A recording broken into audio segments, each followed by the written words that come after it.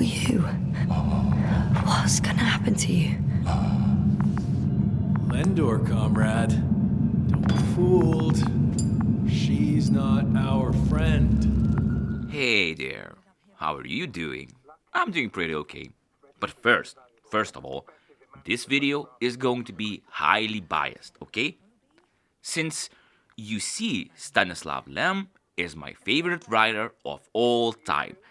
I'm going to sound cringe, but the book Solaris changed my life.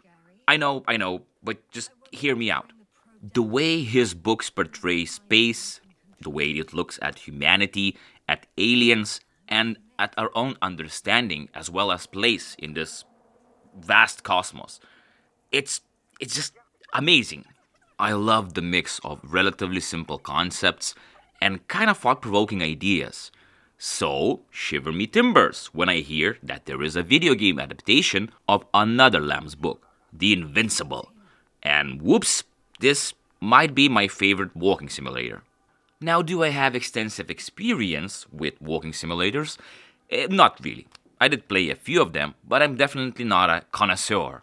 So take this video with a grain of salt. I am a massive sucker for Stanislav Lem works, as well as not that experience with walking sims. But if you can spare me a few minutes, I'll try to explain why I find this game so fascinating.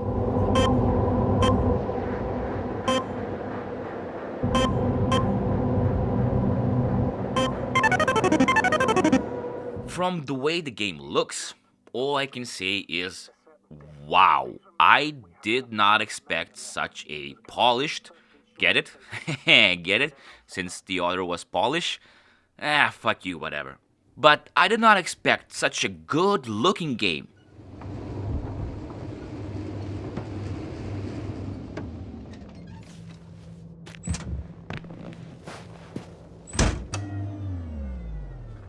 There might be more beautiful games out there, absolutely. But I can't tell you how many times in this game I had to stand for a second just to admire how the world looks. The thing is, if it was set in a forest or a city or another, I don't know, similar location, slowly walking through it would, I don't know, kind of be a pain for me. I get it. It's another tree, but it's slightly taller this time. But you put my ass in space, and I'm just blown away by everything. Excavation area. The rest is underground. Please explore the area thoroughly. The detector's measurement is very clear. I'm going straight on. No crossroads? Branches? Not yet. Huh. No, not by everything. I do want to stress that this game is breathtaking when it comes to scale, and you really feel insignificant in this whole world, in this whole conflict. The water looks extremely good, all the environments have this clean yet abandoned feeling to it, and even character models are very well done. For others, he's... You. What have you done? Shit! He found you too. Why? And he's blaming us. I really like when you use the scanners just to see how these metal constructions connect underground and span for miles, creating forms and weird things. While you're exploring the world, there's basically another layer beneath you. You're not forced to always do this, but it's really fun to have an option to see these little hidden details. For my own. As soon as you find Dr. Gorski, I'll see to it myself. All right, how about that point? What does it look like? What caught the doctor's attention? Looks sort of like scaffolding set up underground. Inside the ground, actually. An unusual structure shape? Definitely. The biggest boner maker for me, though, is how the technology works and feels.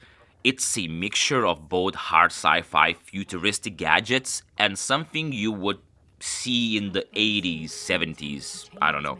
It's old school tech that feels believable enough that it could be used for space travel. Every element in this game has this realness to it. Okay. I'm getting into the antimatter recorder.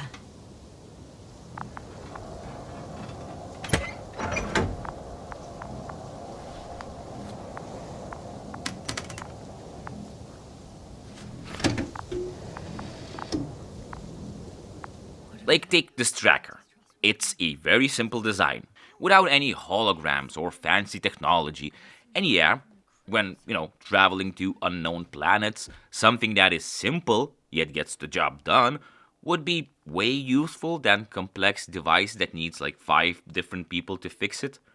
And this resource optimization and not going for the craziest technology that you can makes this feel more realistic, like just a part of this bigger world. It's simple and kind of elegant. I can guarantee a minimum of 5 miles of ice sheet, potentially 6. That's true. There's more chance of something in the ocean.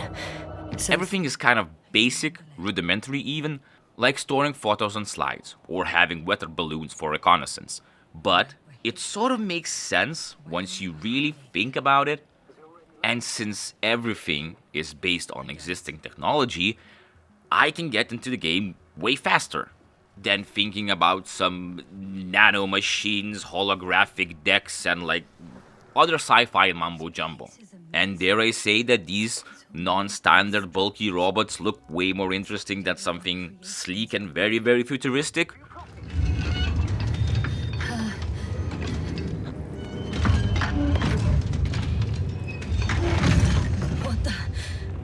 What kind of dirty shit is this? There's also Pong. I did not know where to place this information in this video, but here you go.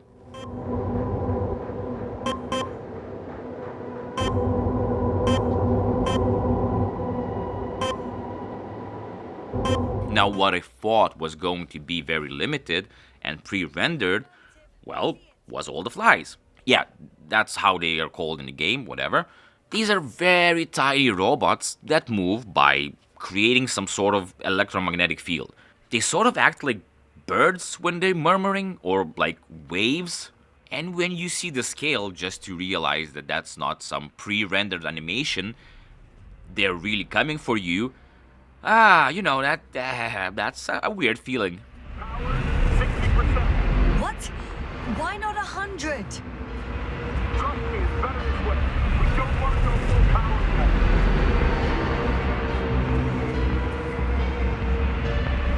It's going to sound really weird, but the game kind of made me afraid in few moments. Okay, I might have been drunk and high while playing this, game, but at the end, I low-key just froze, kind of losing any hope of fighting or surviving.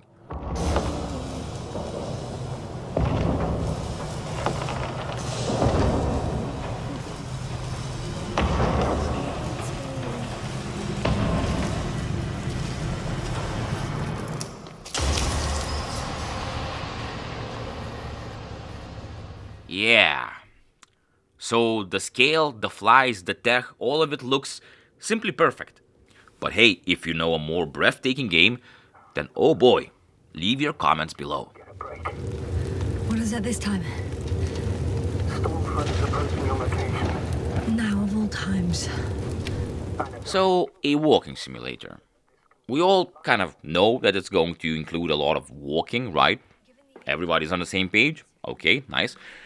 But what do you do apart that? To be fair, not a lot. Miniaturization, improvement, and lethal effectiveness. I dare say that we are dealing with an evolution here. Far longer than that of human. Also very different. And dead. Necroevolution. But also, I can't really judge how much stuff there is to do in other games. I still have to play them. And also, don't get me wrong, I don't think that the game gets boring. Maybe in a few longer stretches that feels long due to, loading screens or other nonsense. But most of the time, you have something to do, to watch, to listen, to experience. You can basically always use your tracker or scanner to just check your surroundings. You can mess around with buttons and knobs, and I like messing with those buttons and knobs. I would even go so far as to say that there is more interactivity and gameplay that I was expecting from a walking simulator. Like we have a first-person shooter section. You can fly an UFO for a short while. And the biggest part of the game is driving around with your little moon car or whatever this is. It's just a nice vibe, driving through this weird planet, not really rushing the story, but never getting slowed down too much.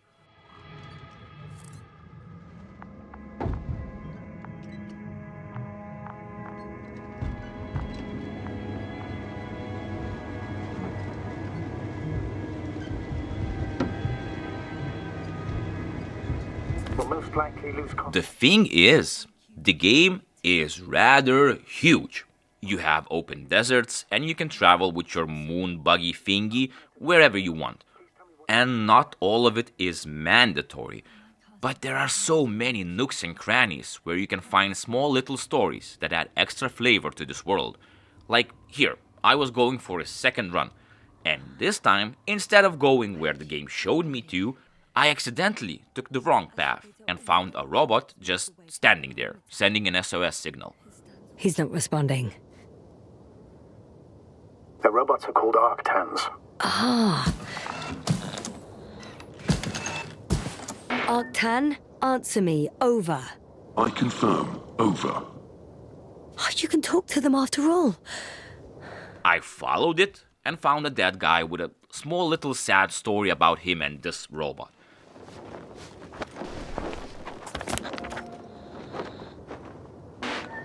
I found his journal.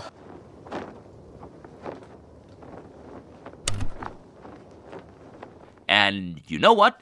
This quick extra interaction actually made me feel quite sad for this little robot guy. He doesn't even know what the hell is happening here.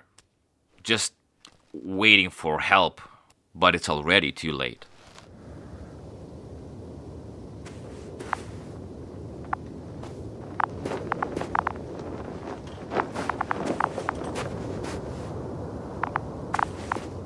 And all of this is completely optional. Hell, I played this game to the end and got all the achievements, and there are still some places that I have not seen. So yeah, I don't know if it has a lot for a walking simulator or is just a bare minimum. But in my book, that was more than I expected, and I really like the gameplay. As little as there is of it. Are you still looking? Not here either. Ah, bingo. Yes? Found it. They're still on the planet. Didn't fly away. When we talk about the story, we need to remember again that I'm very biased, since the story is sort of just Lem's work in video game format. And I don't want to spoil too much of what's going on, but I will tell you that the voice acting and character interactions here are some of the best in the market. I can't believe you dragged me into this. The Commonwealth astrobiologist is not good at shooting. Unbelievable. That's what you think. You're very much... Yasna, the protagonist, is actually, really likable. She does complain or talk back a bit, but it's always in the right moment. It doesn't feel like a modern-day female protagonist who knows what to do better than any man out there and blah blah blah and is never wrong. You know what I'm talking about. It's almost like this game is based on a book written 50 years ago? I don't even know. I see what you're doing. I just wanted to sit more comfortably. Yeah, sure. Better get comfortable with discomfort. We'll sit around for a while. My name's Yasna. Not that I'm asking. You're Rahitra, right? So coming back to voice acting, Yasna is not the only one we hear in this crazy planet. While there aren't a lot of people, naturally, your main trusty voice to guide you is Novik. And man, this dude gives performance of a lifetime. Fuck, it's getting up! The robot. No, the antimat! You need to act fast. Move, Yasna. Fast. Yasna? Are you alive? Yes. It destroyed the robot. What's it doing now? Oh no.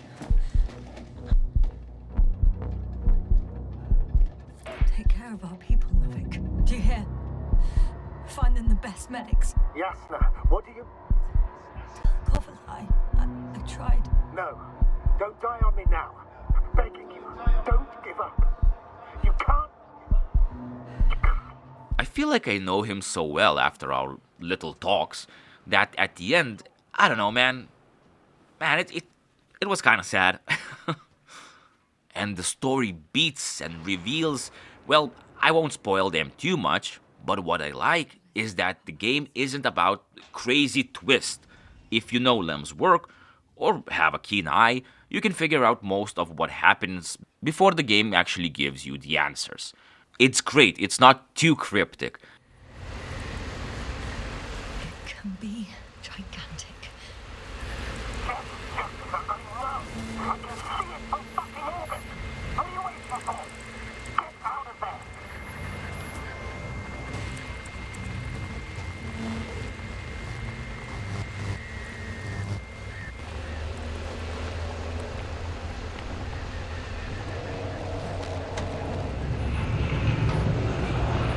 So, look, the ending.